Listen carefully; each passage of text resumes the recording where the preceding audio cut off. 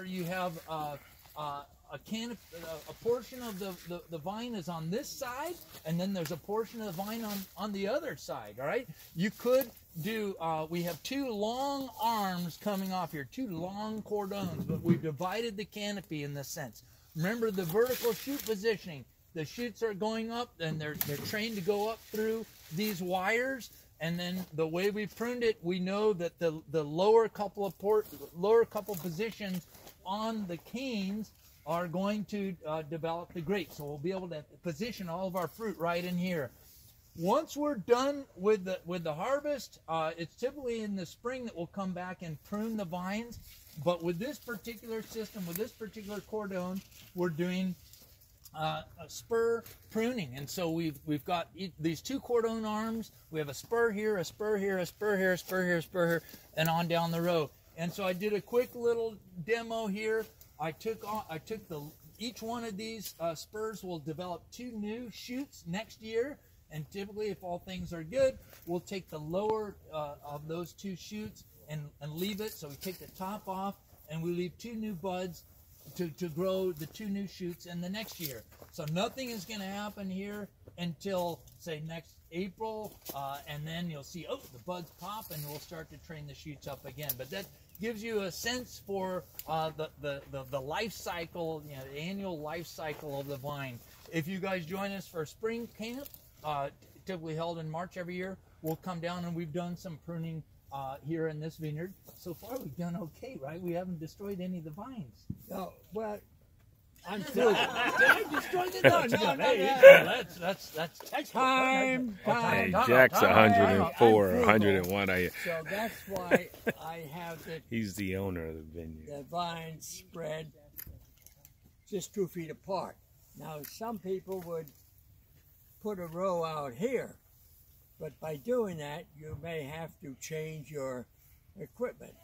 My tractors and discs go right down here with that kind of pruning.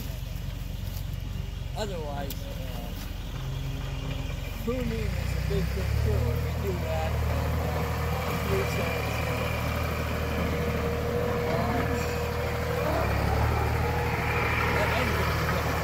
and again, done by hand. You can do mechanical pruning, but in order to really maintain the vineyard in the sense that we're doing it, this pruning is done by hand. It's hard to train a machine to get that final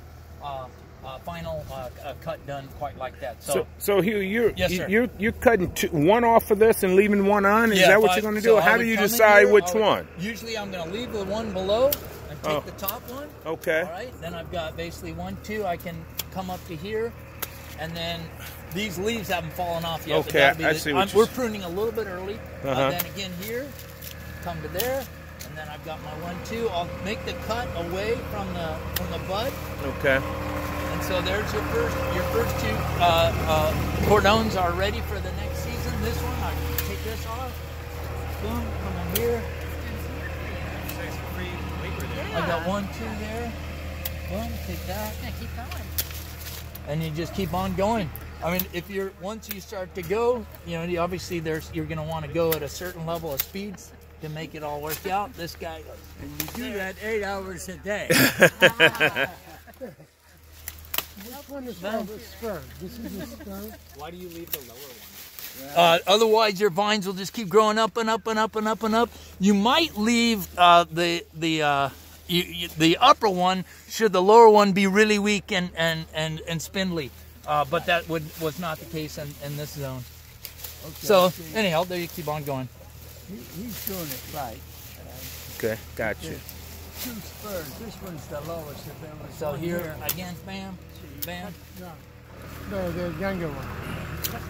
Take the lower one and you do 2 buds on it. Right. Then they grow up. And then come down here. Now, another one's going to grow in here next year, right? Come out of here? So coming out of, so next year, 2 buds. if you take a close look at each one of these positions, you've got a bud here and you've got a bud there, and both of those will push shoots that will go right up into here. Okay. And then the lower portion of those shoots we'll have the clusters. We know that you're not going to get clusters that will develop way out here in like the 8th or 9th or 10th position. Okay, I got you. And so with that in mind, we have a fruit zone. Anyhow, in the interest of time, we should probably keep rolling.